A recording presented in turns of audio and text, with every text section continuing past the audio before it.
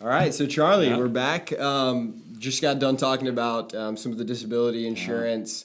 Next big question I would have, life insurance. Yeah. Obviously, we know what it is, but as a pilot, how much should I have for life insurance? Yeah, that's a great question. That's the first question we should ask. And it really depends, of course, on your income and your lifestyle. Okay. Again, a little bit of planning goes into play here, because you don't want to leave those behind, and then let's say your wife have to sell the house immediately, or you really. And again, this is very personal preference on a lot of people, but I can tell you that most people that we talk to, Ben, are probably on the underinsured side. Okay. Now, let me give you an example of that. Luckily, we haven't had any pilot deaths in our client group. We've all known other pilots that have passed away, unfortunately. But one of the things I've seen that reminds me of the situation is, like, let's say a divorce.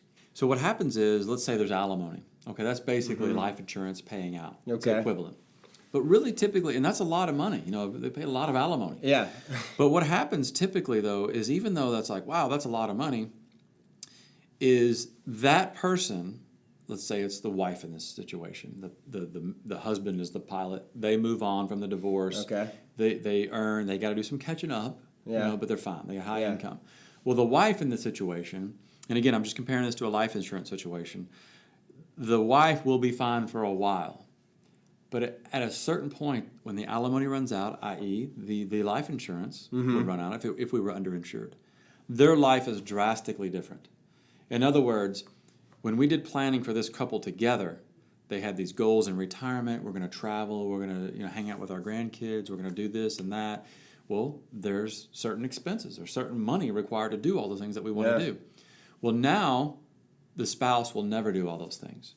Now the lower income earning spouse. And to me, that's how an underinsured life insurance situation would look like. And it's kind of sad. Yeah. So we don't want people to, again, we're not trying to make, spouses gazillionaires. We just don't want them to have to change their lifestyle tremendously if they don't want to. We certainly don't want to have them sell a house if they don't want to. Yeah. They probably will, because they'll probably downsize. They may not do as much in retirement if their spouse has passed away. But we don't know. That's the thing about life insurance, that we just don't know, and that's what it's for.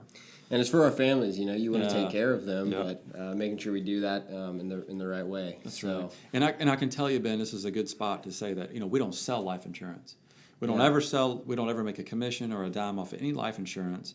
So, and I love that because I can tell people the truth, essentially, like, this is how much life insurance you need. You need more, or maybe you need less. Yeah. We don't make any money off of that, so we can give great advice on that. Yeah.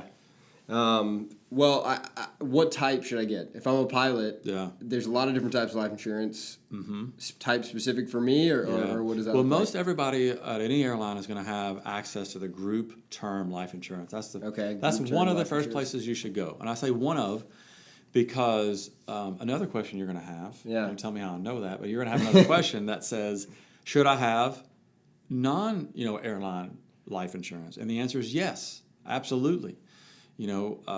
So look to your group term life insurance at your airline, and the reason that is because it's pretty inexpensive. Yeah. You're not going to get a lot of cheaper insurance than you would at your employer, because the insurance are able to take that employee group and they're able to price it, cheaper, because it's a healthier group of people. Yeah. Quite honestly, and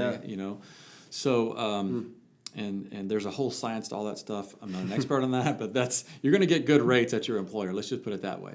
Now, you should absolutely also go outside of your employer to get additional life insurance. Okay. And the reason being, Ben, is because there are times when, let's say, if you left the airline, that's not very likely. Most people stay at the airline they're at. But let's say you become disabled permanently. Yeah. Well, eventually, you're going to be dropped from the group term life insurance policy. Wow. Because you're essentially not an employee anymore after a certain time frame. And that's different at every airline. It depends on a lot of things, such as your specific disability, your sick time, et cetera, et cetera. Okay. But at some point, you may be dropped from the group term life insurance policy if you become disabled.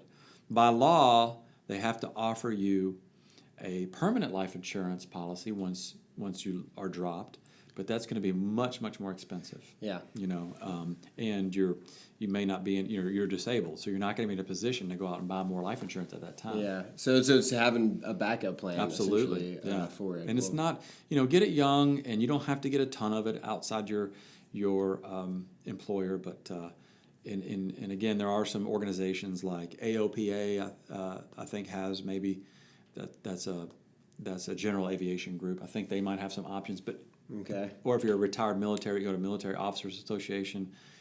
Point is there, if you go to some association, they could also maybe offer lower rates. So check that out. Mm-hmm. Awesome. So can my life insurance policy be some form of an investment? Oh, yeah, that's a great question.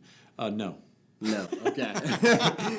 Now, let me, I didn't mean to be too specific, but for the most part, no. And a lot of times life insurance will be sold sometimes as, hey, this can also double as an investment. We don't like that. We're not fans of that, Ben. Yeah. We're fans of keeping your life insurance cheap, keeping it separate. Don't try to make an investment. Invest on the investing side. Keep those two separate. Okay, that's a good generalization. This really boils down to what type of life insurance should I have too, because permanent life insurance or universal, those are kind of sold as partial investments. Now there used to be, depending on the estate tax laws, Ben, we won't get into the details, but there used to be a place for some permanent life insurance because of estate. You might have an estate tax, bill at death, and so life insurance would pay that. That's really not the case anymore because of the current estate tax laws. So 99% of airline pilot cases, you don't need permanent life insurance unless you have a personal desire for that. Okay. Some people, again, nothing wrong with it. They just might say, hey, I want life insurance at my death regardless of when it is. That's fine. That's a personal preference. But otherwise, keep your life insurance away from the investments. Don't buy life insurance for the investing opportunities. Okay, perfect. And just a couple quick points. Do my children need life insurance? Another good question. In general, no. If you've got, in most airline families, we're blessed and lucky enough that you have some money where you could afford a funeral at least. God forbid if your child passed away. So in other words, life insurance for your child is often sold as some kind of savings plan. Right. And there's better ways to do that. So in general, unless you just don't think you had enough money to pay for a funeral, then you don't need life insurance for your child. Okay. Now, I will tell you that at most airlines, you can buy it, and it's super cheap. So it's like, I could insure my kid for like $2 a month or, $5. So if you check the box and, it's okay. It's not a sin, but sometimes it's sold, Ben, as an investment for your child or some kind of college savings plan, and that's not the primary way to do that. So in general, most airline families do not need life insurance for their child. Okay, so think of it as what it is, a life insurance, and don't try and make any money off it. Absolutely. Keep it simple, keep it inexpensive, and do your investing, somewhere else. Okay, and accidental death and dismemberment, we want to mention it. A lot of questions about it. We get that a lot too, and,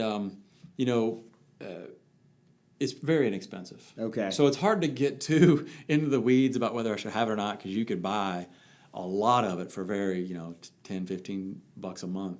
But in general, I wouldn't count on that as your primary source of insurance. Okay. Some people will say, hey, I've got $2 million of accidental death and dismemberment, but you may not get it. You know what I mean? It depends on how you die, unfortunately. And as we all know, not to be disrespectful of our insurance brothers and sisters out there, but they can find a way to not pay you. Yeah.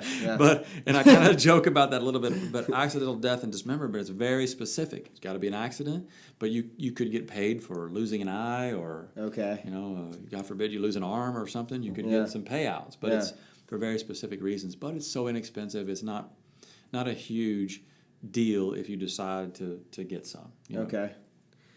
Well, so worst case scenarios happen. We need to be prepared. Life insurance is such a big key into that. So a lot of good stuff, obviously good questions that we get a lot that we wanted to answer for you all. So, Ben, the last thing there, in our planning scenarios, we literally run a simulation the scenario, and we're sitting down with a couple, and we say, okay, Bill, pretend that you're gone. Some advisors have even said, hey, step out of the room for a while. Yeah, yeah. It gets a little, you don't like to face that reality, but we run the simulator and go, okay, this is what you have. These are the bills that you still are going to have, Jane. And when are you going to run out of money? Yeah. And do you have enough insurance? We can see that very scenario, and that sheds a lot of light on how much insurance you should have, and do you have the right types. Yeah, so know your scenarios and walk through it, and let us know if we can help you with that. So absolutely. We'll sign off on life insurance and see you for another Airline Benefits next. Thank you.